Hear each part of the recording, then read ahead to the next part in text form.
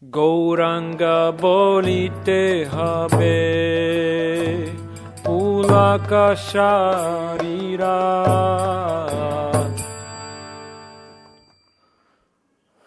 Les entités vivantes devraient toujours rechercher à Krishna. Le jiva, l'entité vivante, doit rechercher Krishna. Mais le jiva ne recherche pas Krishna. Alors, la question se pose, pourquoi le jiva recherche-t-il d'abord Krishna? Et la deuxième question, pourquoi le jiva ne recherche-t-il pas Krishna? Le jiva doit chercher Krishna parce qu'il est une partie intégrante, éternelle de Krishna. Par conséquent, le devoir du jiva est de rechercher Krishna. Mais pourquoi le jiva ne cherche-t-il Krishna? Ne cherche-t-il pas Krishna? Parce que le jiva est attaché à ce monde matériel. Par conséquent, le jiva ne recherche pas Krishna. Quand le jiva veut-il rechercher Krishna? Cela se produira lorsque le jiva rencontrera le sadhguru, qui lui-même est toujours à la recherche de Krishna. Et par sa grâce, en association avec lui, le jiva commencera à chercher Krishna.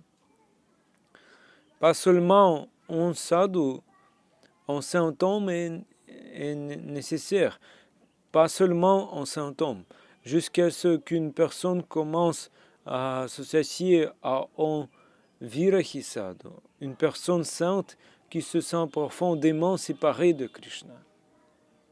Tant que le jiva ne s'associe pas à un tel virahi guru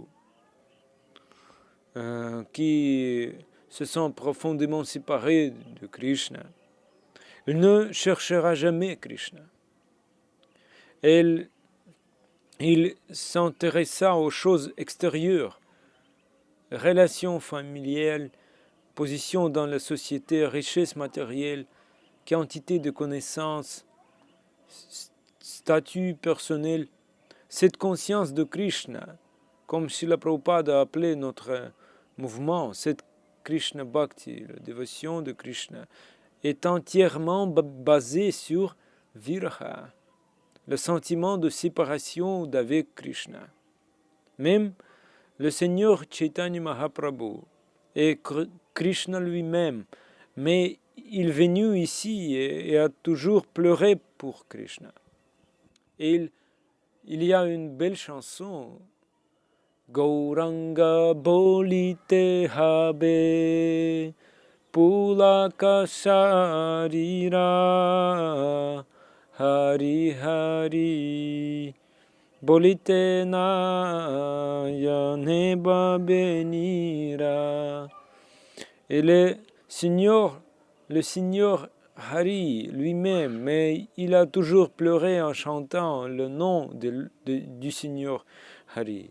Srila Gaura-Govinda Swami, lorsqu'il a construit le temple ISKCON de Bhubaneswar, a dit, nous avons ouvert une école de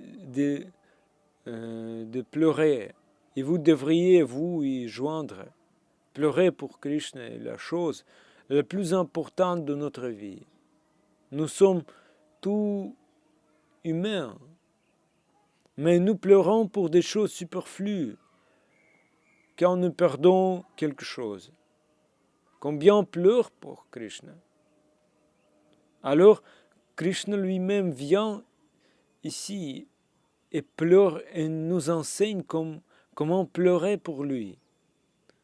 Pendant le mois de Damodara Masa, nous adorons Krishna, qui fuit sa mère Yashoda et se frotte les yeux avec ses paumes de peur, essuyant ses larmes. Ainsi, en s'associant en pur sadhu, en pur dévot qui pleure toujours pour Krishna, nous pouvons aussi pleurer pour Krishna. Et si le jiva pleure dans les profondeurs de son cœur, alors Krishna apparaîtra devant lui.